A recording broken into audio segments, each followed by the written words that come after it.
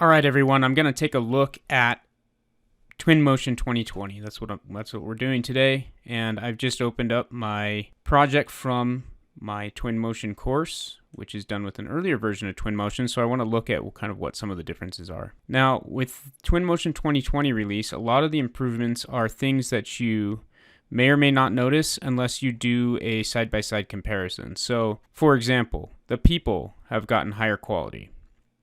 The trees have gotten higher quality.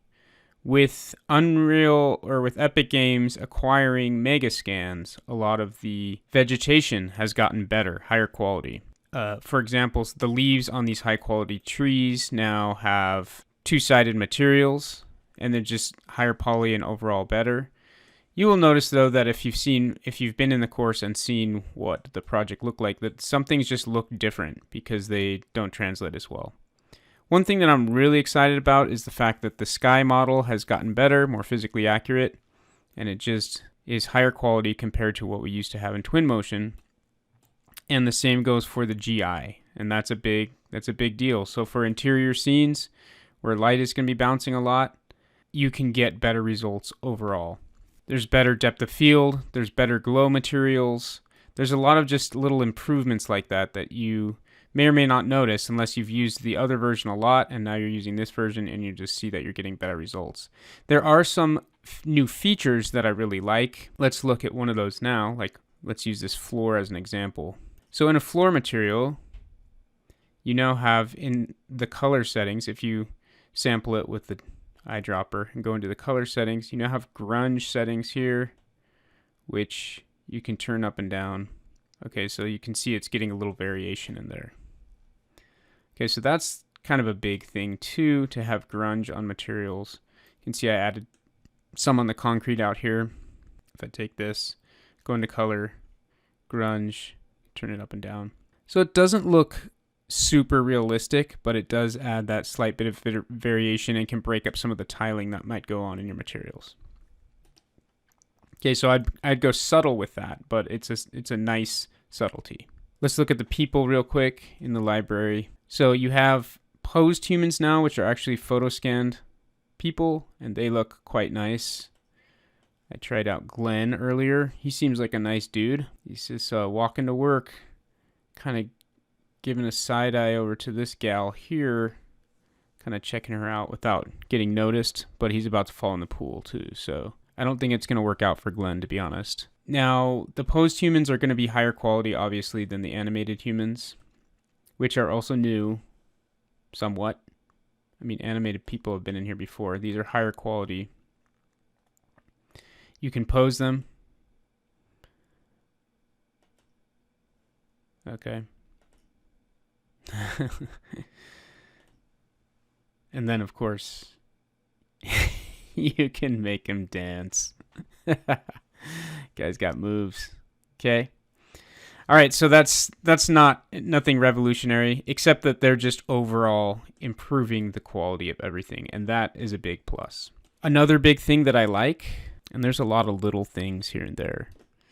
The functionality of the thing doesn't change that much, but you'll see a few extra features that you weren't used to before.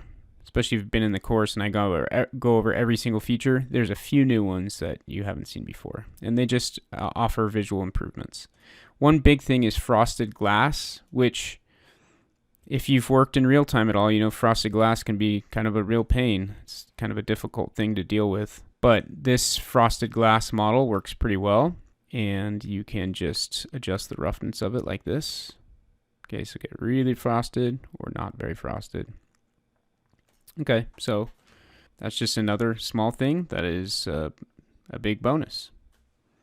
Okay, now one of the bigger areas that I think is a huge improvement is with the vegetation. Now I'm still irritated that you can't just take a fill tool and just select, like for example, this dirt and just fill it with random scattering like you can do in UE4. But they have made the vegetation better with some additional tools. So you'll find them down here in vegetation paint, vegetation scatter. Okay, so we have vegetation paint, and again we have some new assets in here, some new Megascan stuff. But this is all pretty common to what we've done before. Tall grass, so we can drop that into our paint tool. I like to set my diameter to about 1/2 meter. And then we can go over here and start painting. Maybe that's too small. Oh, super buggy too. At least for me. Maybe not for you, but the vegetation tool has been very buggy. You have to be very careful, save often. So let's get restarted here. Okay, I'm back here now. So the vegetation painting is nothing super new to us.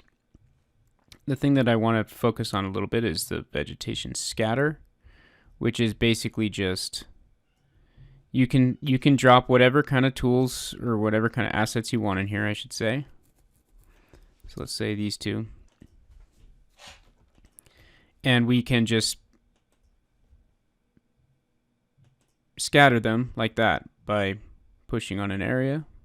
Okay, my computer is having issues, and maybe this will happen on you too, so something to watch out for, but that vegetation tool is finicky and it's crashing my computer. So just a final note on that. I think it's cool that we have this, better tools for scattering, and basically the vegetation paint and vegetation scatter work similar ways. You have this box here where you put whatever you want to scatter in. You can put multiple things in here, select them, and then start painting with them using this tool.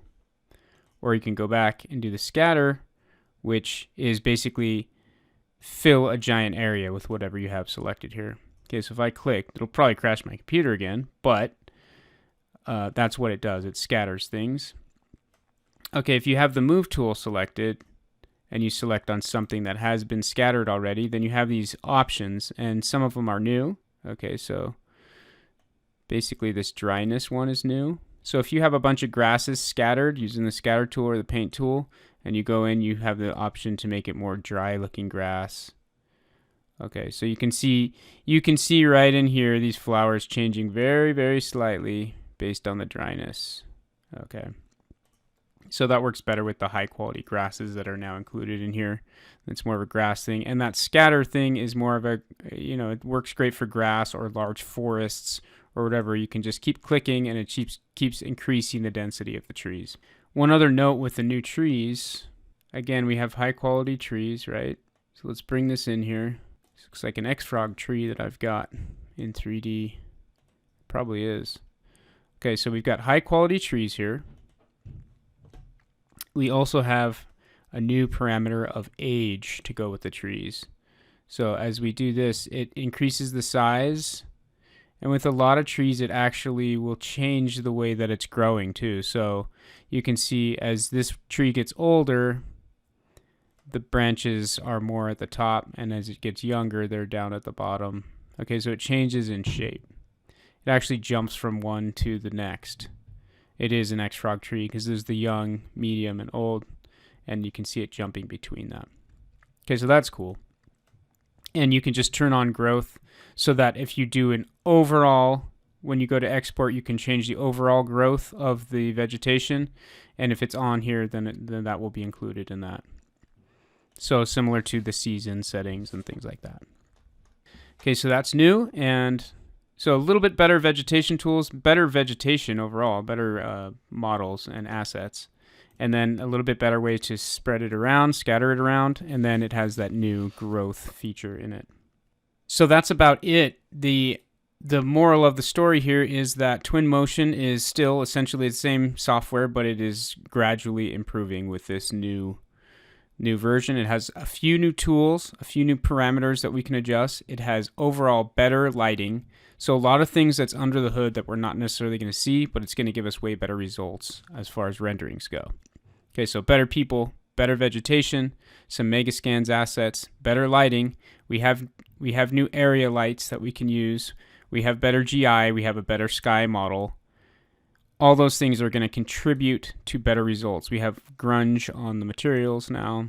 So just pushing towards adding those few things that can really make a difference. And honestly, it's going to be, the difference is going to be in GI and physical light models, all those kind of things. That's going to be the difference. Higher quality shadows, higher quality lighting Okay, that's what's going to push us towards photorealism, more control in the materials.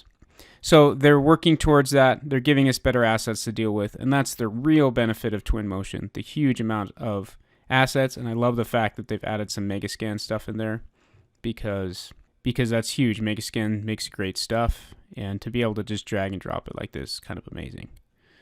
Okay, so lots of high quality trees to choose from, all sorts of things, and then better tools for copying them around. We have these detailed grasses in here, which are nice. Oh, one thing we didn't mention is there's a better model for depth of field now too. So you get cleaner looking depth of field. So again, just a lot of quality improvements as far as Twinmotion goes. Hopefully this doesn't confuse you with some of the new things in here. I mean, it generally looks exactly the same as it did with a few extra goodies in there. Okay, so everything that we've learned in the courses should remain relevant. And if you're lucky, you've got the new version, which is going to be a paid software, by the way. But you'll have some of those new features and especially new assets. So check that out, and thanks for watching.